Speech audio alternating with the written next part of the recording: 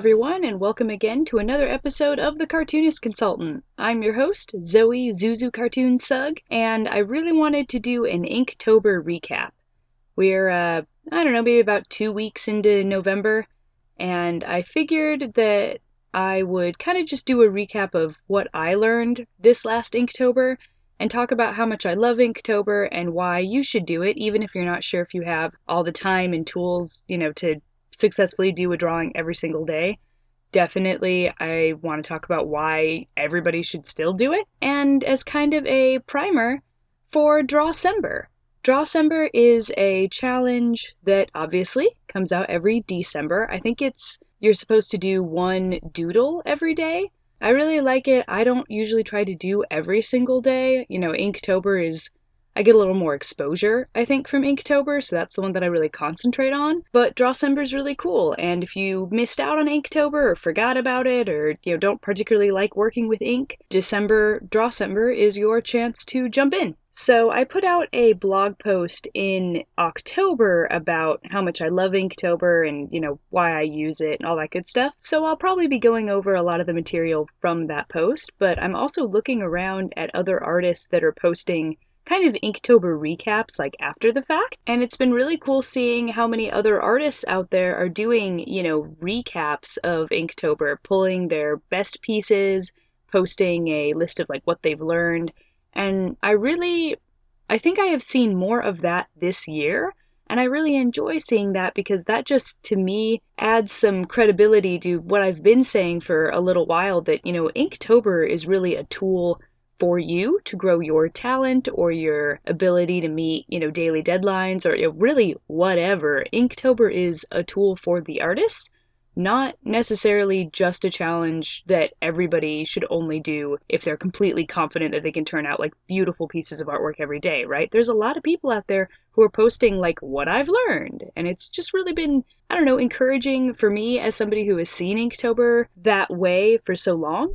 So this episode is going to be a lot of what I have learned from Inktober with my personal pieces, as well as how I overcame some challenges, the things that I failed at, and why you should also do Inktober. So overall, I'm kind of just scrolling through my own Instagram and kind of critiquing each piece as I scroll by it. The theme for this year, for Inktober 2019, for me anyway, was a series of character studies for my new project, Quantum Hereafter. This was a way to kind of build some hype about the new project that I'm on, as well as, honestly, for me, just getting to know the characters a little bit better. Which leads me actually to some of the techniques that I used. I primarily, in here, there's a lot of, I think, micron pens of all ranges, and then just a crap ton of different markers. And some of them are the little Crayola 24-pack thing that you can get in Walmart or Target, and some of them are my $8 Copics.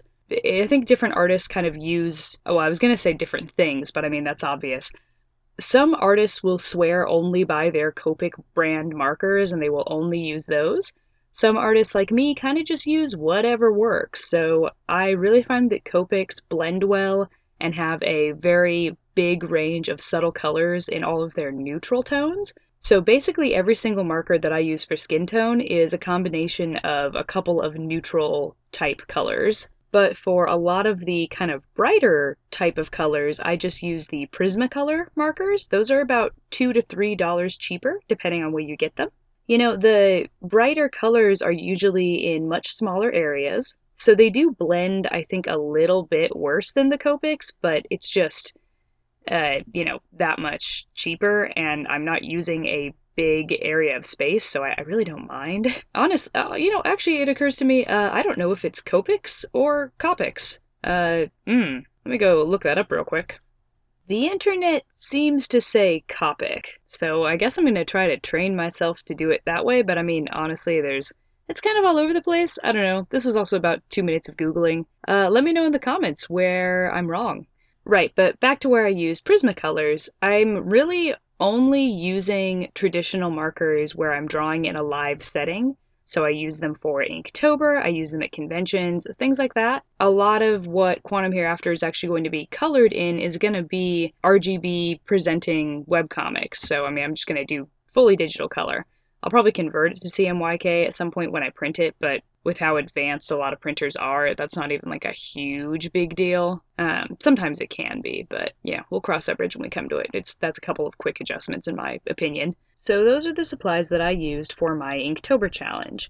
And that brings me to kind of my first piece of pushback or trepidation that I get from people who aren't sure if they want to try Inktober, or they say they'd like to but they have trouble with it. One of those things that I hear so often is, well, I can't do Inktober because I don't have those supplies. Prismacolor, sure, they're cheaper markers, but they're still $6 a pop, right? That's not feasible for most people, unless you are an insane artist, and that's just so much of what you devote your income to, right? And this goes back for me to Inktober being a tool for artists and a way to show off our work.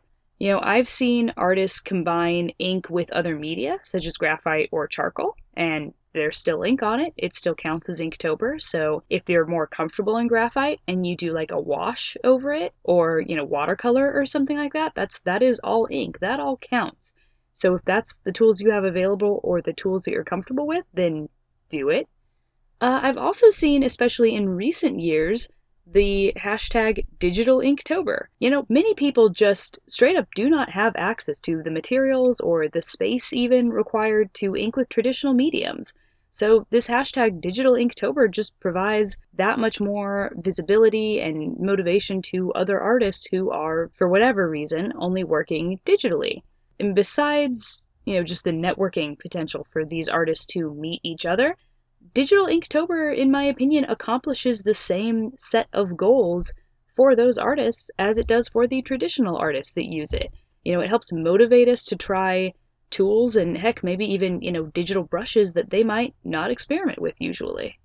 So again, looking at Inktober as more of a tool and a system of networking than a set of very rigid rules that have to be some sort of a contest, I would say supplies aren't something that you have to worry about. Whatever you turn out in the context of Inktober, I would say is valid.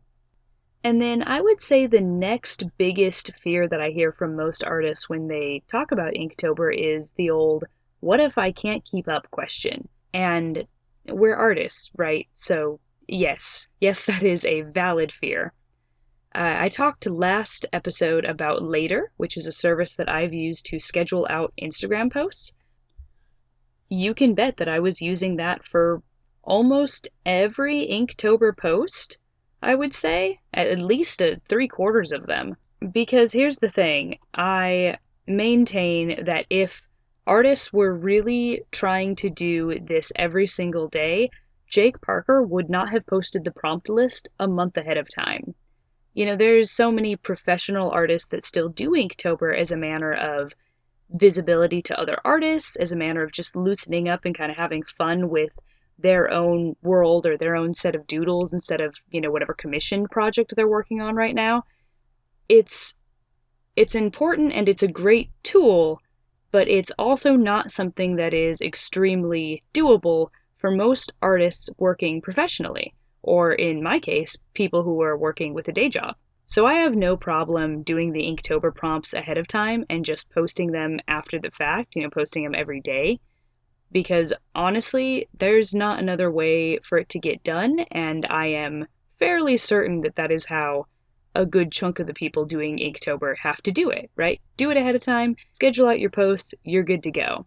Now, there are also many artists who use this challenge as a way to challenge themselves to draw every single day. Again, I think that is really useful if that's your goal for Inktober. But it's not something that you are tied to, right? So then going back to people's big fear that they're not going to be able to do a doodle on every single day of Inktober, I guess my answer to that is you're not going to be able to. Maybe. There are very, very disciplined people out there who might be able to challenge themselves to do it every single day. I can tell you that I have been doing Inktober for, I think, 4 or 5 years at this point. I haven't managed to make it every single day. And most artists I know don't manage to make it every single day. And it's not like just because you miss one day, you now have to catch up, or, the whole thing is ruined and you should just never try. When I miss a day, I just shrug and I pick up the next day, right? All right, I missed that prompt, but next day's prompt is, over here. I'm going to work on that now. Again, this is a tool set. This is a challenge that is supposed to help you become a better artist, and whatever your definition of that is, then you're good. So for me, because I wanted to get to know the characters behind Quantum Hereafter a little bit better through this season, that was really kind of my only goal. So I wanted to do a doodle for every single day, and inevitably when I would forget to schedule something or be too busy, I would eat my way through my buffer and then was, trying to do it day to day, I would just sort of shrug and move on, miss that opportunity for the day. There's going to be another one. I think so many people put so much stock into being able to sit down and draw and then post that drawing every single day. And not only is that not how a huge chunk of the people partaking in Inktober actually do it, but it puts too much pressure on you. Unless for some reason you have a specific goal to make yourself draw every day, don't worry about it. I think the biggest problem that artists face during Inktober is really our own self-esteem. We feel like we failed if we haven't posted for the day. We feel like we're not good enough if we post something that, for a prompt and then go and look at the other Inktober entries for that day's prompt and find stuff that looks a lot, quote unquote better than our own. And it's tough. It's tough to put yourself out there and feel like you failed. And I think a lot of people just end up deciding not to do it preemptively because then they can't disappoint themselves, right? If you already go into something going, well, I'm not going to make every day, may as well just not do it. It's a little easier to manage than, I tried to do something every single day and then failed. I think taking that train of thought and pulling it out further, we get to the third issue that I hear the most with people and Inktober, which is, I'm not good enough, right?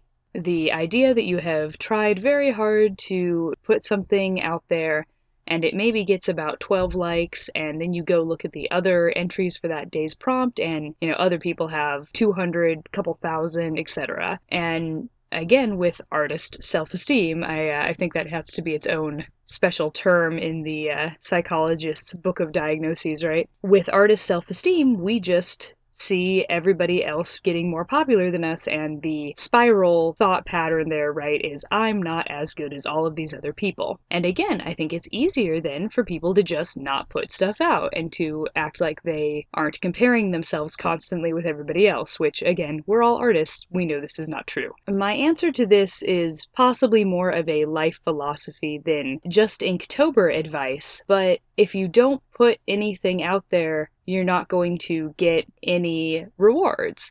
You can't grow your 12 like picture into 20, 50, a couple thousand without putting out something that's only going to get 12 likes first. And you're not going to get any better if you don't practice. And it's very hard to practice in a vacuum because then you don't get any encouragement. And if you're in a low spot, then whatever you draw isn't going to look good enough, right? I actually saw something pretty inspiring from, I don't know how to pronounce this username because it is just LOISVB. I assume it's LewisVB on Instagram. This particular entry that I'm looking at has 95,000 likes, and still, in the Inktober Lessons Learned post that this account made, number 2 is I am my own worst critic. And I think that's true for all artists, because the other 2 lessons learned in this post are more practice equals smoother flow, and number 3, it's okay to take a break, which is basically the 2 things I just said, right? You need to practice in order to get anything good out there. You need to be okay with the fact that some days you're not going to make it, or some days you're going to have to do 2 or 3 entries to catch up, etc. It's all okay. I think in a way, Inktober is also sort of exposure therapy for people, right? Inktober is a very low-key, it's just a challenge that everybody partakes in, but it is not like a paid project or something. So if you're looking at doing art consistently and professionally, then this might be a good place to start. And a good place to just get over all of those mental humps that we all get into. To bring that back around to myself, I actually was very happy with how most of my artwork turned out for my Quantum Hereafter characters. And it's great that I'm getting deeper into those characters and learning more about them, but there are other OC based accounts that are doing, tremendously well, that have been posting for years with hundreds and hundreds of doodles of specific characters.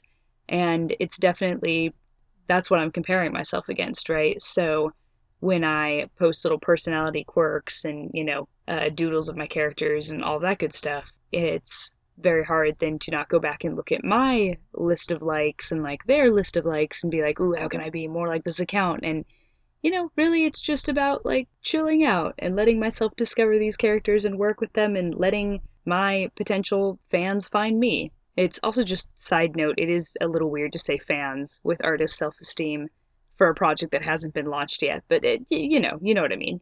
So I think that pretty much wraps up this recap for Inktober. I just kind of wanted to put out there that, you can do a challenge like Inktober or, again, DRAWCEMBER, which is happening in a couple of weeks, without necessarily having everything be perfect. You can do it with your own supplies or the supplies that you feel comfortable with. You can do it in a timeline that feels comfortable to you. You can pre-work and schedule a post every single day. You could also miss a couple of days and just leave those to the ether, or you can sit down and try to crunch and do like 3 or 4 at a time and, quote unquote, catch up. And no matter what, whatever you post is going to be good for you. You are at least getting practice and probably getting exposure to a lot of other artists on the internet that all do similar work, right? We're all working in ink at least, so that's a good place to start. Definitely, if you want to get your brain kind of chugging as you figure out how to comment on more people's things, that you see their stuff more often, Inktober is again a great place to start. We are all using the same medium, and for DRAWCEMBER,